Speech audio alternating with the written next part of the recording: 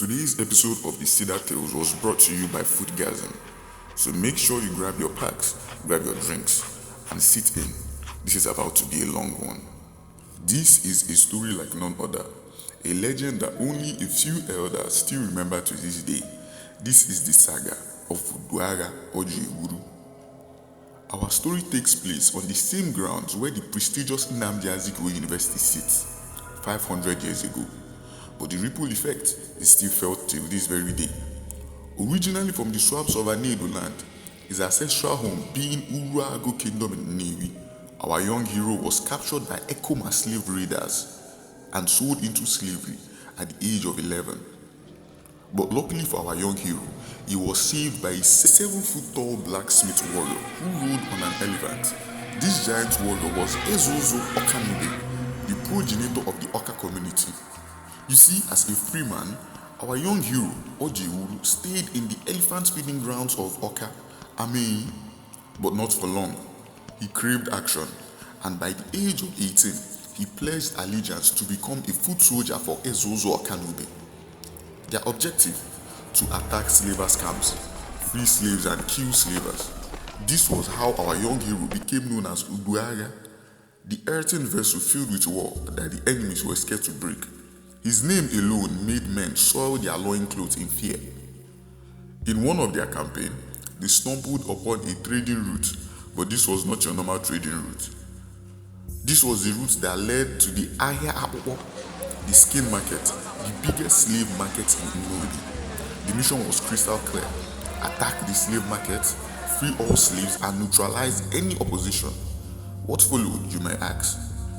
A bloody battle that resulted in the death of the whole royal family of Nnnewi Kingdom and the pet leopard of the crown prince of Nnnewi Kingdom. Udu Agha skinned the leopard and wore its skin. While the smoke of battle settled, Udu Agha discovered a young maiden in a palace room. This young lady is known till this day as Odunze. Odunze and Udu Agha fell in love, and they both got married. As a result of his bravery during the War of Nnnewi, Udu Agha was awarded the whole of Mbana Ele, present-day Unizik, as a gift. You see, our story could have ended there. They could have lived happily ever after, but that's not the case. 10 years after the battle, 10 years of peace, the only gunshot heard were that of hunters' Dane gun used in hunting antelopes in the swamps of Mbana Ele. Everything seemed peaceful, but not for long. There our hero was, middle of the night, thinking about his son's uncommon dislikes for dogs. Then he heard it. Gunshots, screams, sound of burning thatched roof. He ran out of his hut, grabbed his gun, and shouted inaudible commands to his wife Odunze, who followed suit immediately. It was happening. The Ekumeku War, a mass slavery campaign by the Arab people, sponsored by the British to enslave the whole of Igbo land. It had come to Oka community. The same breed of people we fought against are now at our doorstep, Udu Agha said to himself. A fierce battle ensued. People were being butchered in their own homes, gunshots rang in the air, flashbangs of gunfire pushed against the veil of darkness. The sound of metal hitting metal, metal sinking in flesh, everywhere smelled of blood, gunpowder and smoke. Udu Agha easily killed 123 Arrow soldiers that night. He ran back to check the status of his home. Then he walked into an ambush. A gun pointed at him by the person he least expected. The first shot took a huge chunk out of his neck. Our hero was struggling to breathe, holding his neck as blood oozed freely. His shoulder, his left hand dangled painfully, weakening our hero. This one definitely went through his heart. This one ripped his abdomen open. The contents of his belly came to see the outside world for the first and probably the last time. Udu Agha was confused. Why did he get shot by the love of his life 4 times? His wife came out of the dark corner, stepping over 2 dead boys laying on the ground. Then she pointed a gun with a smoking barrel at him. Why? Please, Udu Agha said. Our hero's brains was all over the place. Udu Agha woke up screaming. Or did he? He woke up in Anamwo, the land of the dead. Here he met everyone he had ever killed. And and he met someone else. Udu Agha Orji, the Igbo god of war, death, mischief, and war crimes.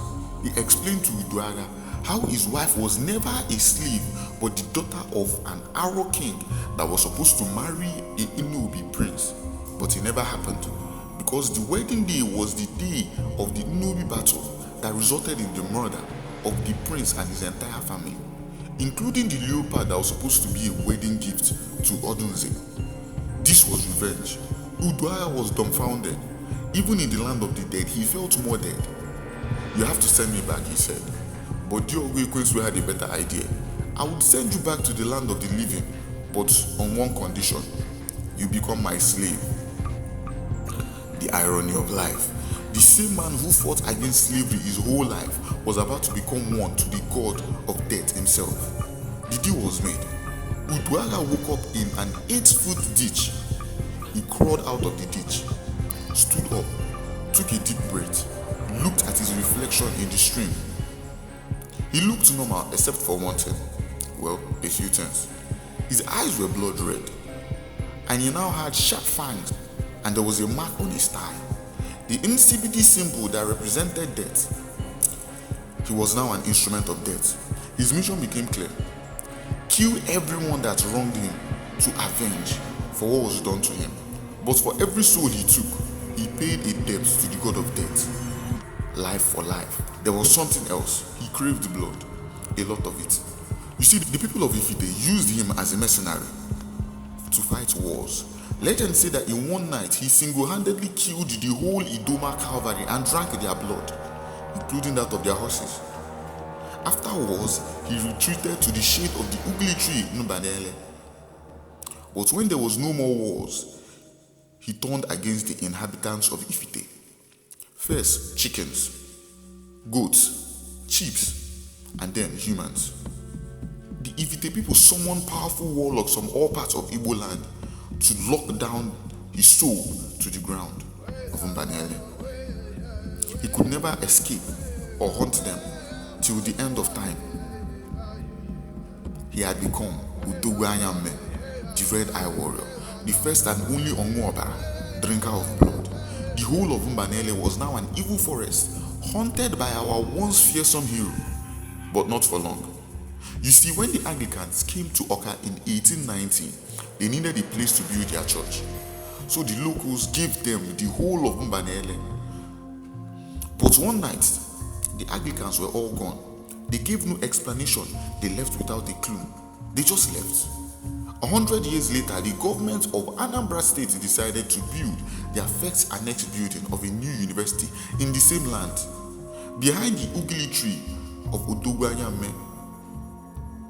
They built their first annexed building. In the same year, 5 students went missing.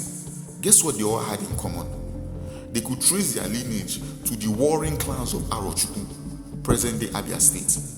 Legend says that he still walks these grounds till this very day. He was last sighted in 2018 in Garba Square by a night class attendant.